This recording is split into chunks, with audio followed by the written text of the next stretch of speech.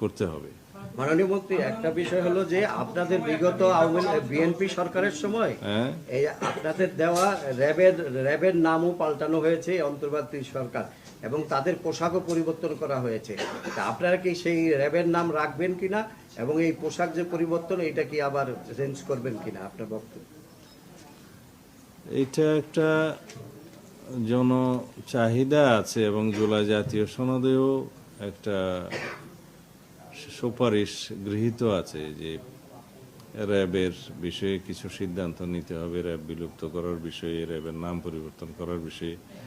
কিন্তু ওগুলো সব রাজনৈতিক সমঝোতা, কিন্তু বাস্তবতার নিরিখে আমাদেরকে সিদ্ধান্ত নিতে হবে। আমরা একটা specialised force, law enforcing force আমাদের দেশে চাই কিনা, এর উত্তর হবে অবশ্যই চাই। তখন আমরা সেটা কি আদলে রাখবো, তাদের জুরিসডিকশন কি হবে এবং তাদের অ্যাকাউন্টেবিলিটি কি হবে, তাদেরকে কিভাবে আমরা ট্রান্সপারেন্ট রাখতে পারি এবং সর্বোচ্চ সেবা গ্রহণ করতে পারি, এগুলো পরীক্ষা নিরীক্ষা করে আমরা এই বিষয়ে সিদ্ধান্ত